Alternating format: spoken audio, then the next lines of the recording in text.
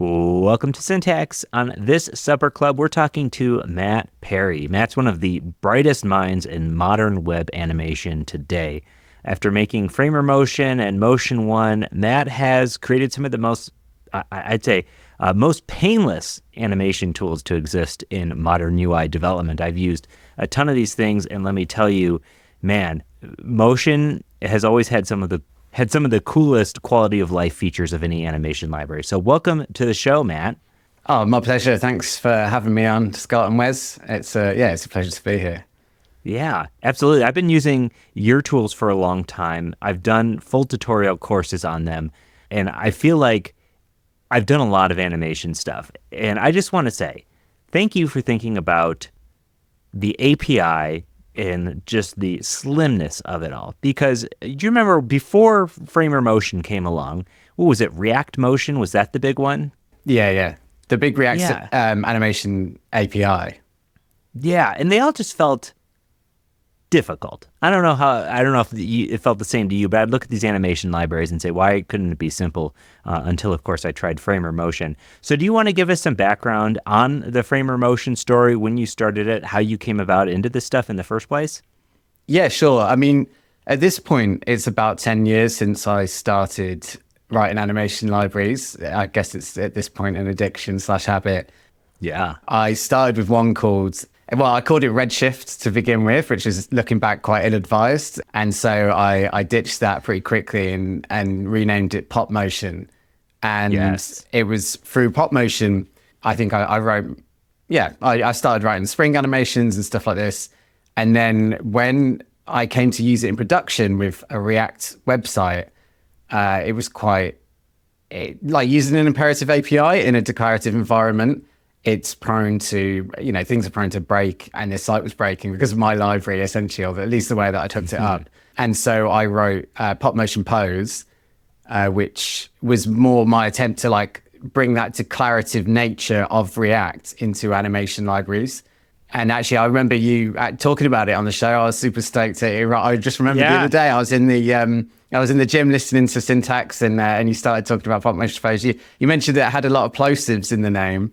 And I thought, I've never said that out loud. It really does have a lot of plosives. We talked about, that was a shameless plug of mine, or a sick pick of mine in episode number 44.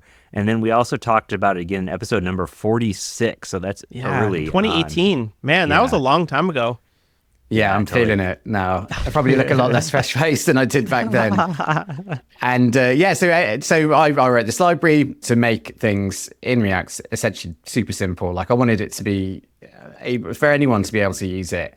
And then at the same time, Framer were making a prototyping tool that was based on React. And they needed an API that made it super simple to do animations because a lot of designers were using it.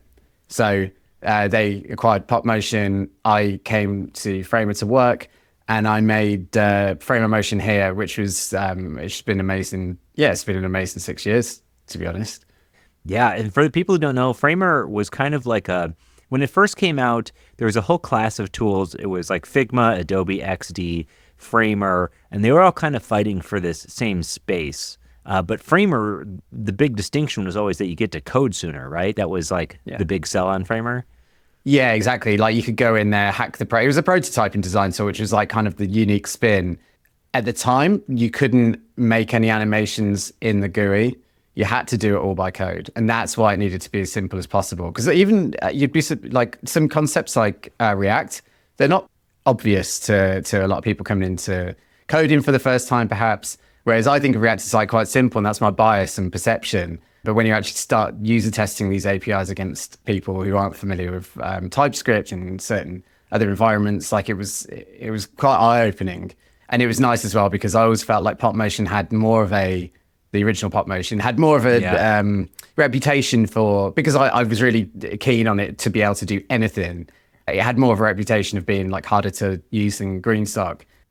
So I was dead set on the next API to be so simple that anyone could use it. And now that Framer has turned into more of a site builder, the API usage is actually in Framer. It's hopefully you can do everything you need to do just via the interface. You can go in, add effects, with the layout animations, you can basically draw two different components next to each other and have them animate between each other, even though they're completely different DOM hierarchies. And that's been another fun part about working at Framer, like the demands that it places on the capability of the library is so much higher than it would have been if I was just writing this on my own. So what is the status of Framer Motion, Pop Motion? What is the status of these today? Because I when we first started chatting, you mentioned that there was some change happening. Yeah, I can announce, I guess, this is already out there, but Framer Motion is now independent, and I'm taking it to be like a community-based open source library. It's just called Motion now. A lot of people ask for Framer Motion APIs in vanilla JavaScript or other Vue libraries. And with this change, we're bringing a lot of those Framer Motion APIs to every JavaScript user. There's still a couple of things left that I know, like a lot of people want, like layout animations, which isn't there yet, but it's a good start. And all the hybrid engine, WAAPI powered goodness is there for anyone to use on any site now. Man, layout animations, I gotta say, would be very stoked if that were to ever happen. Because that was one of the coolest things where, Wes, I don't know how much you used these tools, but the layout animations was basically you were applying a wrapper around some stuff, and if the contents of that changed, the wrapper and everything would just kind of animate and shift and grow automatically. Really one of like the most magical features I think I had seen in an animation library. When you guys dropped that. You also, at some point, came up with Motion 1. My understanding is Motion 1 is a web animations API library. Is that correct? Yeah, and so that started really as like a side project because I didn't even know what. Like I started wanting to write a book. In fact, this is how every single one of these projects has started. Pop Motion exists because I wanted to write a book about web animations, and instead I ended up writing a library. And it happened again. I wanted to write a book, and I looked into WAAPI, and there were certain like rough edges that I was coming up against, and I felt like whenever I see things like that, like a rough edge or something that I don't enjoy using, that to me, like I just see library, I'm like, great, well, how can I make a wrapper around this so I never have to worry about any of these details again? So with Motion 1, the idea was really to, like, how much can I get out of the Web Animations API in the smallest file size possible? How can I get Spring animations? How can I get independent transform animations? How do we do that in like a tiny 3 kilobyte wrapper? But since then, because it was my side project, I think if any Motion 1 users will attest, it hasn't really seen a lot of love over the past 2 years, whilst Framer Motion has like, sometimes the releases are like coming thick and fast, like, multiple bug fixes a day. Sometimes it's quieter, but there might be like a barrage of new features. Motion 1's not really seen any of that. But in the meantime, Framer Motion has taken a lot of the innovations in Motion 1. So the WAAPI animations and the hybrid engine, that now exists in Framer Motion. And it's gone further as well. It basically took the scroll animations code and made it more performant, and then laid in the ability to drop into scroll timeline API where the situation allows, like if the browser supports it and the animation is able to be hardware accelerated. And this approach, it's been taken a few places in Framer Motion. So with this change, Motion 1 is essentially deprecated, even though all of the APIs are still there. They're just certain props are named differently. But because it's been consumed into Framer Motion, it's one library, Motion, and it's for vanilla and React. That's so okay. I understand that it's been a confusing ride, but now it's just Motion, one library, JavaScript and React. Okay, so motion.dev. Okay. For anyone who has never used Framer Motion and is listening, I want to peel it back a little bit and understand what it's used for, as well as like the actual tech that's used under the hood, because there's web animations API, there's CSS animations, there's keyframes, there's transitions, there's simply just updating CSS with JavaScript. So Framer Motion is a set of utilities, or Motion is a set of utilities for adding animation to your web application, right? Like some of the most common one being like layout animations, change from one to another, or if you want to pop something out. Is that right? Is that fair to say? Yeah, that's exactly it. And it was really there to shave off a lot of the pain points that you have with CSS. So for instance, animating something on mount, like when you add it to a page, it's actually it's a kind of a pain. And I know that there's now the at starting style rule. Yes. But obviously it's not like super well supported, even though I think it's a great step in the right direction. But I just wanted to make it as simple as possible. So, initial equals this, animate equals that, boom. Like you load the component, it's done. Exit animations, pain in React. So there's APIs for that. And it's just going through and addressing, synchronizing, you can do a transition, you can do with CSS, you obviously can say, well, with this parent state, animate this child a certain way, but there's no real easy way to stagger those animations. And so that's another area where we, to the point where these are some of the first problems that I solved. And I kind of forget like how much it does or how much it smooths away. Yeah, architecting in CSS is a very hard thing to do where, you can add a nice little hover effect, or when you add a class or something, you can animate it. But you want to have a bit more control over the thing, especially when your data is in JavaScript land. It becomes a little bit tricky to do that. And sometimes it's much easier, especially when you're writing like a declarative language like React. It's much easier to use a library like this. Frame of Motion has like this gesture recognizer system inside of it. It's nothing, I'm sure there's a lot more advanced like multi-touch handlers or something, but it's more to get things like hover and press feeling more like they do on an app. And this is another thing that I sort of forget about, where the hover gesture recognizer, which you think would just be a mouse over mouse leaf, but it does certain little things where it will filter out certain pointers and so it won't do the whole polyfilled touch event. So when you touch, sometimes the hover state triggers if you're using CSS. Yeah. So it's trying to, smooth all those things out. And again, I know you can do that in CSS, but like off the top of my head, I couldn't think of the API for it. It's like, something like supports hover or contains that, and then hover, and you just and you wrap certain code with that. And I just don't want to write hover that many times. Like I just want to write, on hover start, this is a real hover. While hover, animate to this. And that's kind of how I work. And it's also a bit like fantasy CSS. So there's a prop called while in Vue. And it's just while in Vue, opacity 1. And so then it attaches an intersection observer. Likewise, there's associated events. I want those events on an element. Like when it pops into Vue, I want to add add event listener in Vue. Like I don't want to write a pulled intersection observer every time that I want to do this sort of thing. So these are the smaller, like bitty things that it tries to take care for you. That's good. And Framer Motion uses, how is it actually applying those things? Is it just changing the CSS of the elements?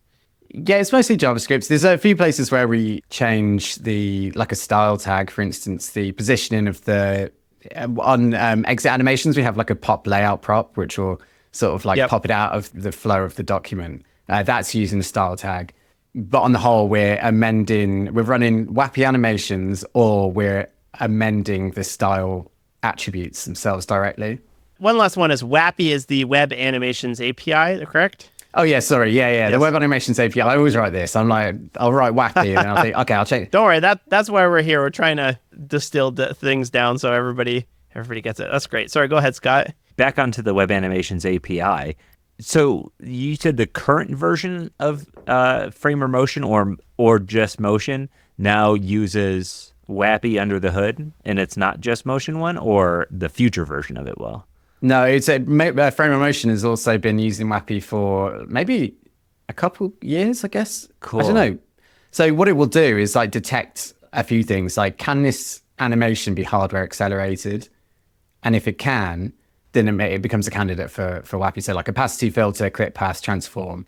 If we can accelerate these, and definitely use WAAPI, because then it'll get promoted to a layer and the whole animation will run off the main thread, which is great. But there's certain there's certain features that Framer Motion supports, or Motion now, that WAAPI doesn't. I think repeat delay is one.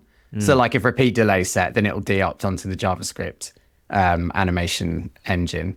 Yes, that's basically how it works today. And it's the same for the scroll animation stuff. We detect, does the browser support scroll timeline? Okay, well, we can use that. Have we been provided a function or an animation, because if we've been provided a function, we can still run it on scroll timeline. We just need to do it a different way. So it's all these different methods for just seamlessly switching between the most optimal engine at any given time. Wow, man. So you have to implement something like scrolling the scroll timeline twice, because like the browser has the like scroll driven animations APIs now, but they're not supported everywhere. So you have to just like re-implement it also in like listening for a scroll event. Yeah. Man, so with that's the a lot of math.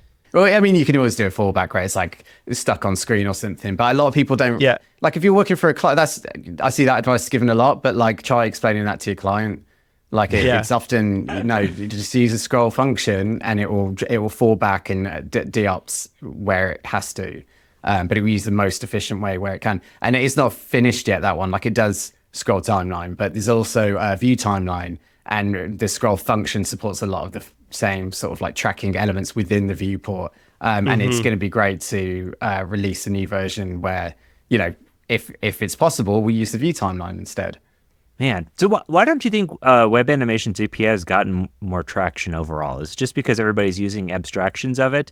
I tend to teach it sometimes, but it feels like a lot of people don't know about it. I think off the bat, there's a lot of gotchas. So people are used to, I think, okay, but this is a bias, but it's my mental model that if I say to something, animate from 0 to 1, that I'll animate at 0 to 1 and maybe I'll receive like a finished promise. And after that promise, the thing that I animated will be at opacity 1.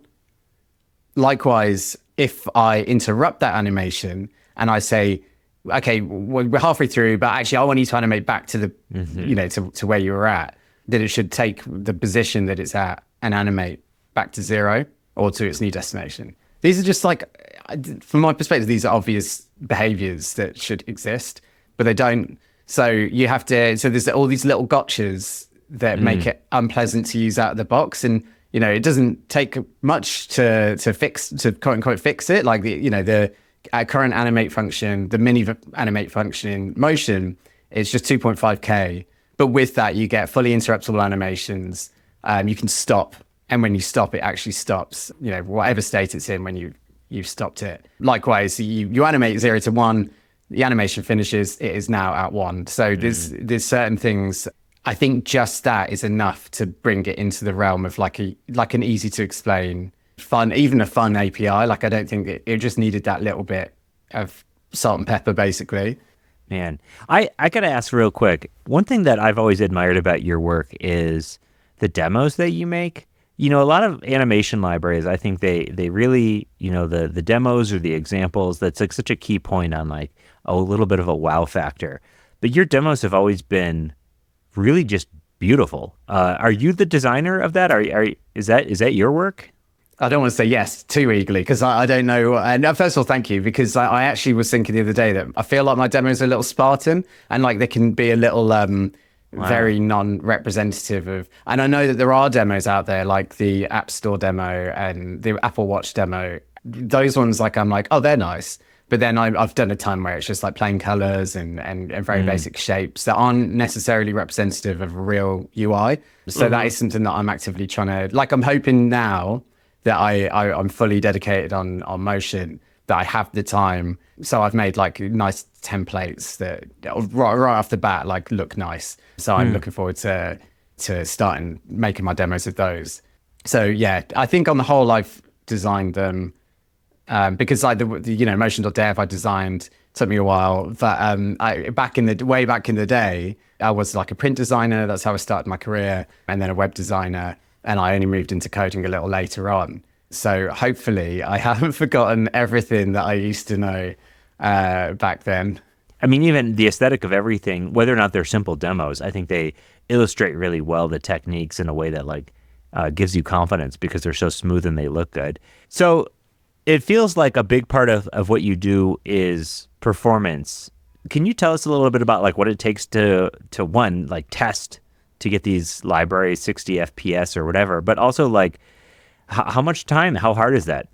So going forward as well, just because I've become independent, all the animation, like Motion still powers Framer, and it's going to, and Framer are the project's first sponsor, which is amazing support as well.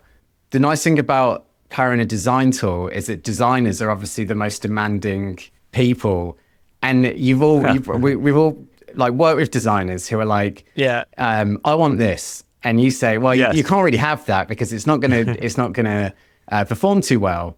And they go, well, sometimes they'll go, okay, yeah, that makes sense. I'll try and do it in the way that you suggested, or, not. But anyway, like that conversation tends to be had. But you can't say to Framer, do this. And then Framer says, well, I can't really do that because that's not going to perform well because this and this. And sometimes we educate users, like high blurs, get a little warning and like, don't do this because this is going to be, this is going to perform poorly. But on the whole, there's an infinite number of ways to de-opt a website. So in general, what I'm saying, the nice thing about having Framer is that people are going to do wild things, and that's an amazing test ground essentially to write against.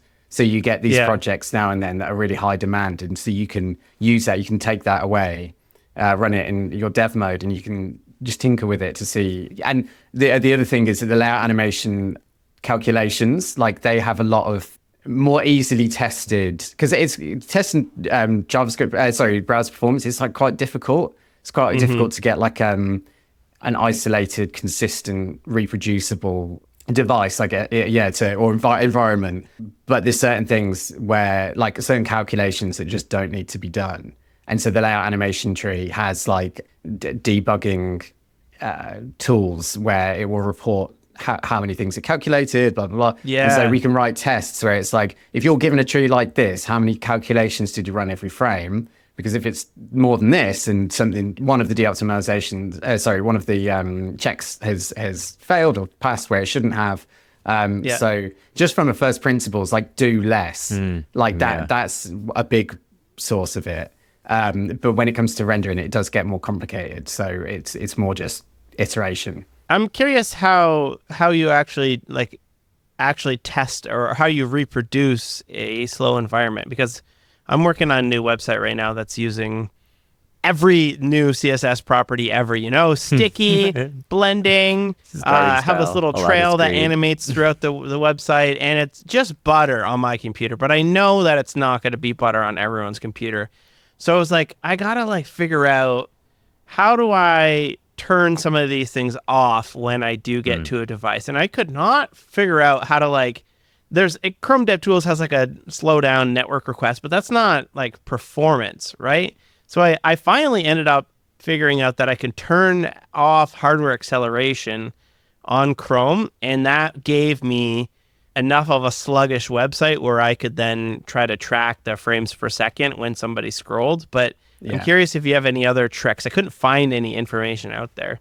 Yeah, it's really tough because there's no good way of emulating the slow devices. Basically, you need to get a mobile or something just really chunky. Wherever you think that your lower end users are going to be, that's kind of where you need to, the device that you need to be holding and using to test these things. Because like Chrome, so next to the network throttling, you can also do CPU throttling, which is amazing. You can go up to 20x now, which is also good. The M4 laptops exist, and you do need to throttle it to that extent to get a nice reproduction. But things you can't emulate are things like GPU memory, GPU bandwidth, GPU. So a lot of the GPU made it. I didn't know that you could turn off hardware acceleration. So that's nice to know. But at the same time, a lot of the time, I'll manually, because we have pathways to put it on WAAPI or not. So a lot of the times that's where I'll do that. So it's good to know.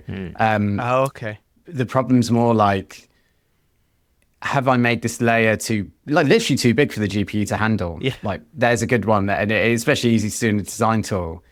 Or is the GPU just slow? So it'll get hardware accelerated, but that could have been worse. There's situations where that's probably worse than just running it on the CPU. I don't know what situations they are, but I suspect they exist. And so the messiness of the device is kind of what you need.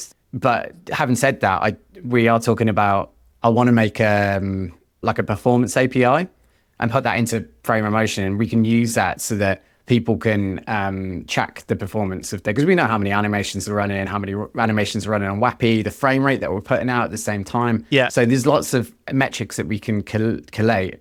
And then finally, I think there is an API proposal that is about memory pressure, GPU pressure, CPU pressure, and using it at device classes. And so by using some of those metrics in real time, like what I want to do essentially, I don't know if I'll get around to this, but one of the things I'd love to be able to do is dynamically switch off certain classes of animation. Like for instance, like if we find that we're in a really constrained environment with the CPU, then we just disable everything that's not opacity transform clip path. Like that'd be amazing. Like, you know, I can only imagine the bug reports and someone coming in and saying, "Hey, on my NAN's device, this animation isn't working exactly the way I designed it, but I bet it was smooth." And if you want to see all of the errors in your application, you'll want to check out Sentry at sentry.io/syntax. You don't want a production application out there that, well, you have no visibility into in case something is blowing up and you might not even know it. So head on over to sentry.io/syntax. Again, we've been using this tool for a long time and it totally rules. All right.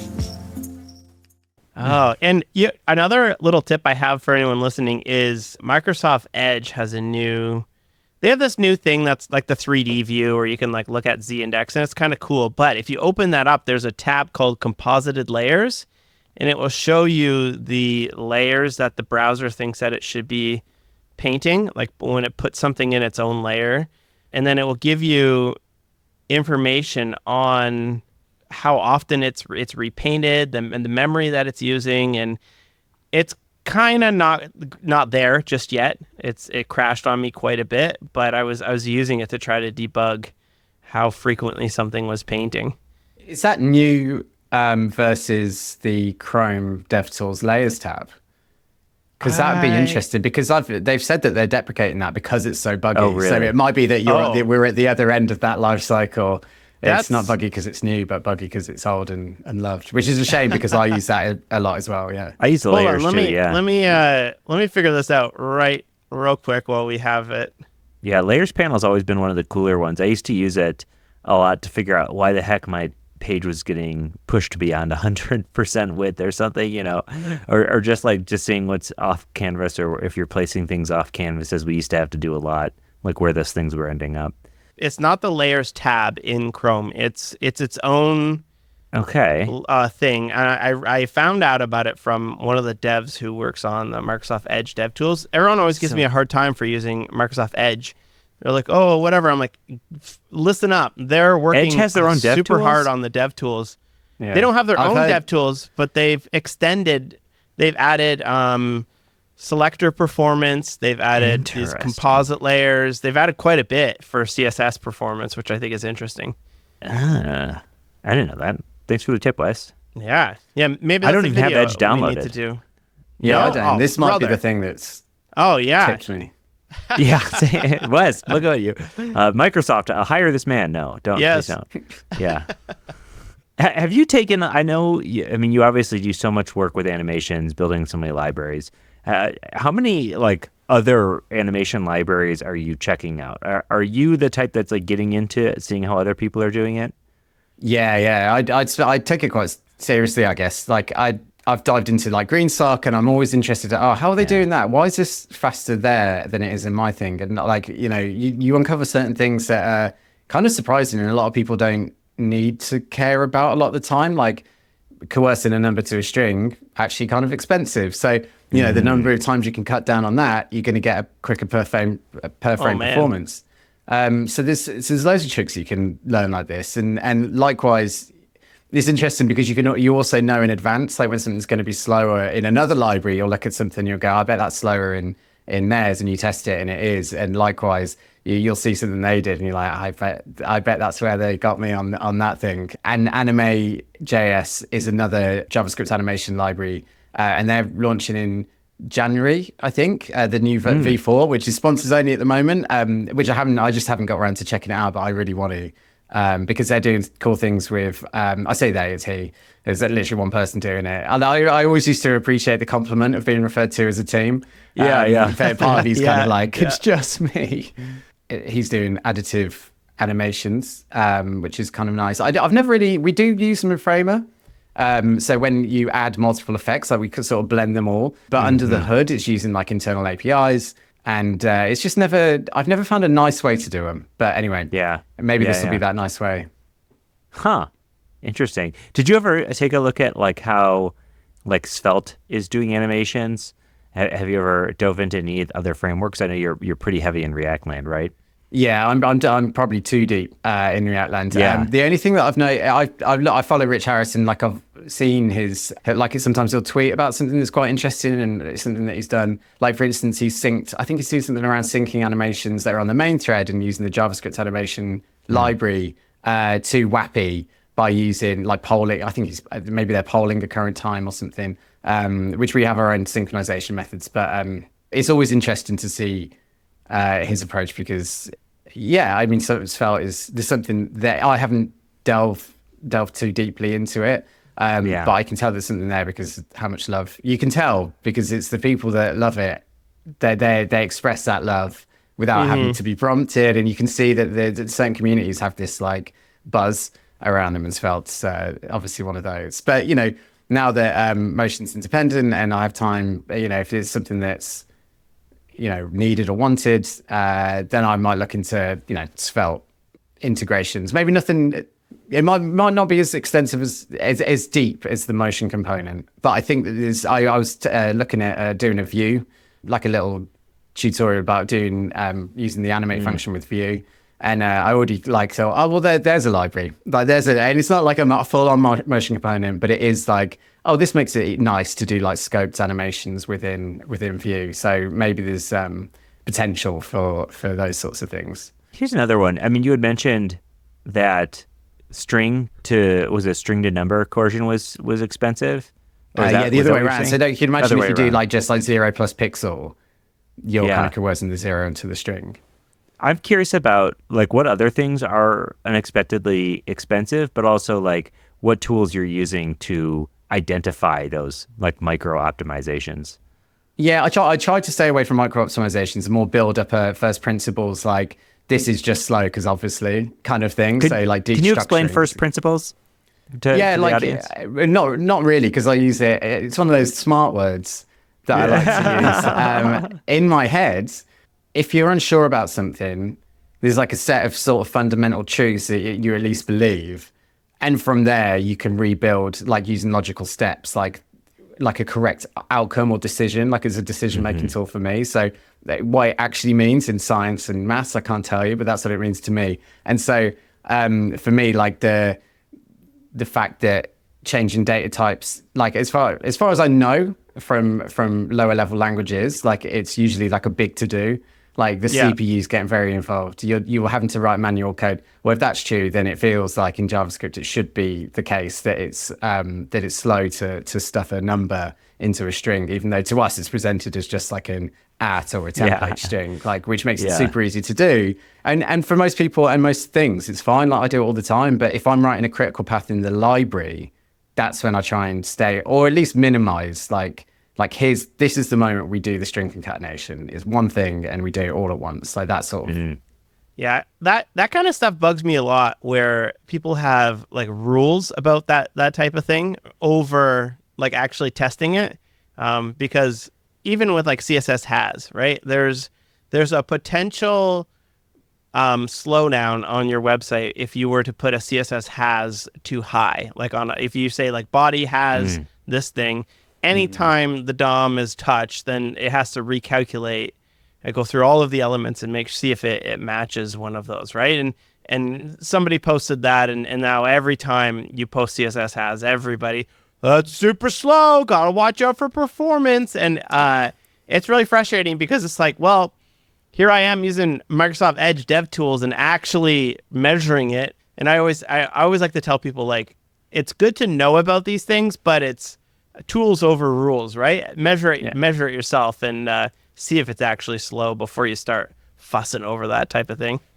No, 100%. And like, I spent a lot of time in the performance monitor, the performance tab. I only just discovered the performance monitor, very nice. But you delve into slow things in your code, and it's only then really that'll change things. Like especially if it affects the readability. Like I feel like readability always first. I'm a little softer when it comes to So here's another one that I don't do as a rule. Like this is one that I actually never do because a lot of my code runs every frame. Like I won't run a for each loop with an inline function. If I ever have to use for each, I'll pre-assign or pre-bind the function to something else. And that did bite me once because I remember in the pop motion days, I had a nested for each, which is easy, it's easily done. Sometimes you need a nested loop. So now I tend to either do the pre-bound functions or I'll write just a normal plain for loop. Oh. But I did have this nested. I was like, why is everything so slow? And I narrowed it down to just this nested for. So you can imagine every iteration of this loop, new functions, new objects. You're building a lot of new assignments, and it's just slow. Because a lot of my code is per frame, I do care about them, but on the whole, don't care about them. Like if it's a React render and you're making a new function every render, then as long as that's not triggering like some further down component to re-render, then just make a function. It's fine. Yeah, it's a whole lot different. So literally one render versus 100 times a second you're doing it to get 100 frames a second. That's pretty crazy. Do you have a special monitor to make sure you get a specific frame rate, or do you run it on like what? Because I think my MacBook Pro does 120 and my main monitor does 60. And then I also have like an older one that does, I didn't even know this, but it does 30, which I thought, wow, that's lower than I thought it would be. Yeah, because it's a consistent frame rate, everything probably looks really smooth. Yeah, and then that's the thing. It's consistent. That's good. And that's another thing that I thought with this adaptive, to go back a second, with the adaptive performance thing, like maybe you just start dropping every other frame. Like that might be interesting because like if you need that extra time rather than selectively stopping animations, what if you just did them at 30 frames a second? And that would feel a lot smoother than running these things at 60 and dropping a bunch of frames and hitting like, fluctuating frame rate. But to answer your actual question, I don't have a special one. So I just use the MacBook. Because as you say, it's like 120 frames a second. I feel like Safari only very recently, or maybe still hasn't, run animations at 120, even on a MacBook screen. Oh, so, really? Yeah, or maybe it could be request animation frame. But yeah, it's a long-standing issue of mine that Chrome, you are getting that 120 frames a second, but Safari, you at least, until very recently, you weren't. And that can make it difficult to... Because you want to put it to its test. Like, what's the worst situation that this is going to run in Safari? Like, 120 frames a second, right? Well, like, can I run it at that? Like, I don't know. Yeah, that was one of those bugs that you open like 5 years ago, and you periodically poke your head in, and it's like, oh, it's still open. Nothing. Still open. Yeah. They totally ignore it. I hate hitting those when you Google for something and you see a bug that's been open for like 8 years. You're like, 2017. Not holding my breath. Yeah, especially when it was you that opened it. Yeah. No kidding. Have you? This is an off the wall question. Have you gotten into graphics programming at all? Given your background? No, I mean, I have, but not like deep. So like I've poked around with some shader stuff, but I can't remember his last name. There's a guy called Maxime on Twitter who I followed for a long time. What a personal site that guy's got. Holy cow. And what a journey as well, because if you go Maxime Heckel, Heckel on Twitter, or X, or whatever people call it these days. He really only started learning, as far as I can tell, the shader stuff like a year or two ago. Yes. And I have so much respect for people who just pick something up like that, and then in a year or two they're like the domain experts. Like it's super impressive. And the stuff he's doing with shaders and the way he can explain how he's doing these things and with these complex maths functions.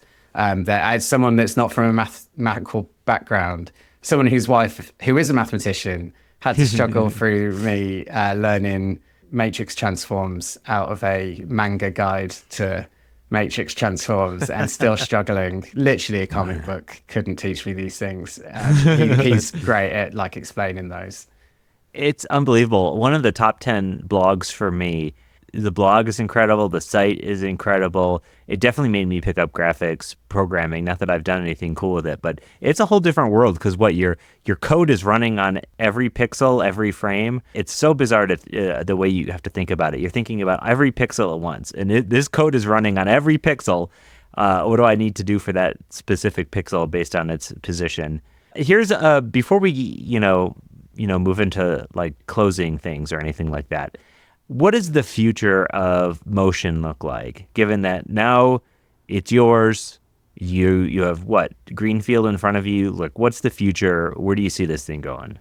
Yeah, it's kind of mad to think about, to be honest, because I like, it's almost like the possibilities are not in a bad way, but like too endless. So it's not a question of what I'm doing next, it's what do I do first? And a lot of that's going to be driven by the community. Like, I'm open for sponsorships. So now that I need an income, and I think a lot of it will be listening to sponsors and what they're after. So I always get requests for Vue, but I've never seen the libraries that I write for it like take off that much. But if the sponsors want it, do you know what I mean? Like, so it's going to be a bit of a conversation there. And I want to take the principles of motion, like I want to take the principles of both Frame of Motion and Motion One and bring them together essentially. So that means finding more ways to exploit browser APIs and get them to do more things for the smallest file size possible. So I already mentioned Vue Timeline, but obviously there's Vue Transitions.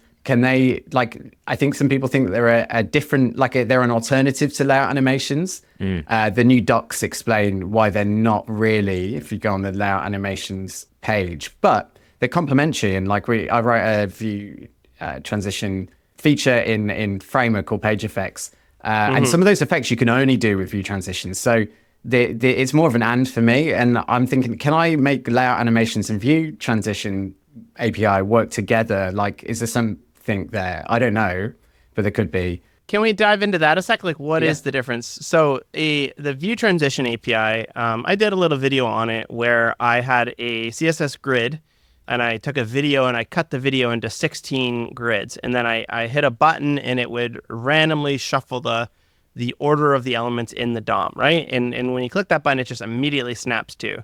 But if you start a Vue transition, shuffle them, then they will animate from one place to another. And you're right, it's somewhat limited in terms of what you have access to.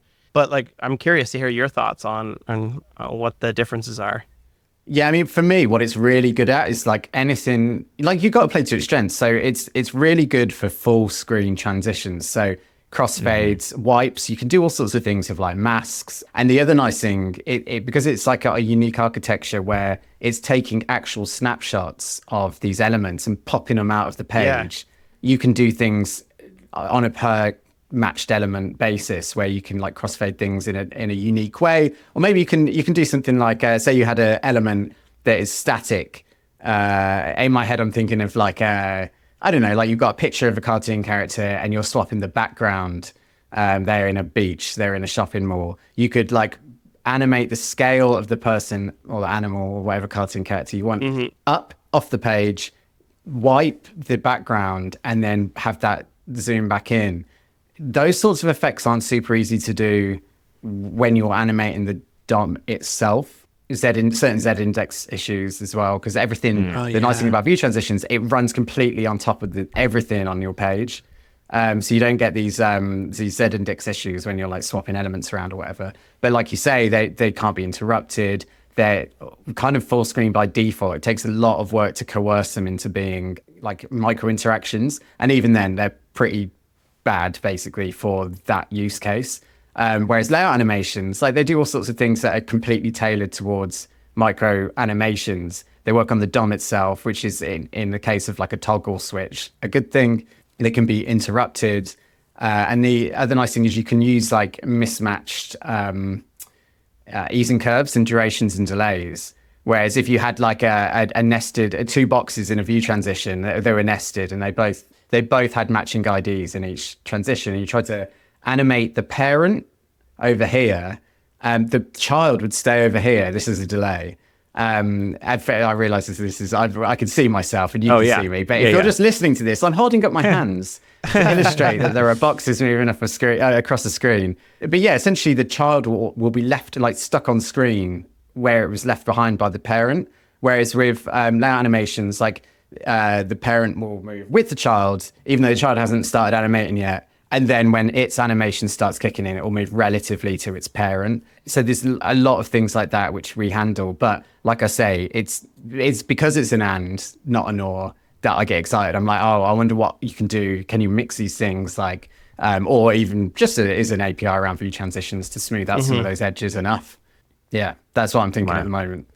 That's good. I'm excited that this is basically you're figuring out the hard parts, and when the APIs are usable, you'll use them, and when not, you won't use them. And I like that kind of library where I just get to use it.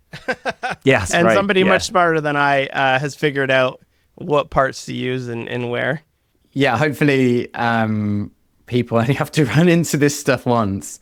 And that person's me. And just, well, the bruises are on my face. Again, if you're listening to the audio, you can't see my face is covered in bruises from running headfirst into these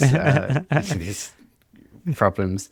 Yeah, I mean, that's kind of what, because I don't want to handle them again. So that's the sort of the driving force. Like whenever I run into these things, I don't want to do this again. And it's an interesting problem. How do I package the solution in a way that people want to use it? That's kind of the driving goal for me. Yeah. Matt, this has been really cool, especially because I've been utilizing your work for so long. It's been great to hear all the stuff about it. And honestly, I'm really stoked for you to go out on your own here. And I can't wait to see, not just selfishly that I get to use your libraries again, because I didn't use React. So now like the investment in more JavaScript heavy APIs is a good thing for me. But let's get into the part of the show where we talk sick picks and shameless plugs. A sick pick is just something that you think is cool, you enjoy. A shameless plug is your chance to just share with everybody what you want to plug. Cool. Okay. Well, my sick pick is grime music, which is a subgenre. Well, it's like how would you describe it? It's like an offshoot from. Yeah. I don't want to get into the history, but it's like an offshoot of like UK garage, drum and bass, with MCs. And I feel like it never really took off in America. And I think it's a shame because it is, first of all, the best part of it happened when America was going through its mumble rap phase. And also there's just some like super inspirational people in the scene. And I want to specifically talk about P Money and Getz. Let's get GHETTS. They're amazing. And they've been going at this thing for 20, 25 years. And that work rate and longevity on something that hasn't always felt like super popular, but they know is amazing. I know it's amazing. And I feel like those are the people, they're making hopefully music for people who appreciate that it is amazing and for themselves. And that's kind of like, I want to do something that people enjoy, I enjoy, and that other people enjoy.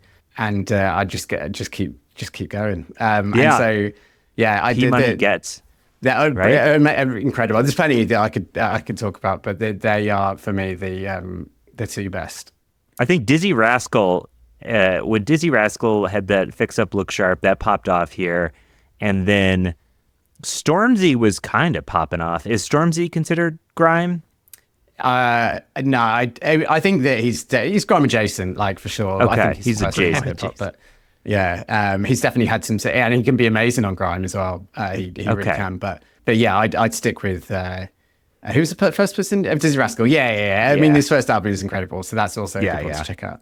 And sorry, what was the other thing I was asked for? The shameless plug. Just feel free to plug. Oh, well, this is an obvious one, isn't it? Like, I'm going to go for motion.dev, specifically motion.dev/sponsors, but also just in general, please check out the library. I've got some cool things coming up. I've got like a new courses page coming out, which is a collaboration with people that you will recognize, and hopefully a merch page soon after that, because I need to make a living. So, and I've been testing certain pieces that I'm like, I don't want to sell anything until I'd wear it. So when you see a little Motion logo just there, then you know that I found the thing that I'm going to sell. Nice. Yeah. Everybody go do that, because, we've been really high on this lately. Century's been really big on this lately. support the open source projects that you use. It's important. Support the open source projects that make our lives so much easier. And Motion is certainly one of those. So definitely head to the sponsors page. Sponsor Matt if you can. Ask your company to. The work has been amazing. So thank you, Matt. Oh, I really appreciate it. Thanks, Scott. And I appreciate the love over the years as well. It's been noticed, and I do really appreciate it. Yeah, of course. Wes, do you have anything else? I think that's it. Thanks so much for coming on, and we'll catch you later. Thanks, Thank you so much for having me. See you later.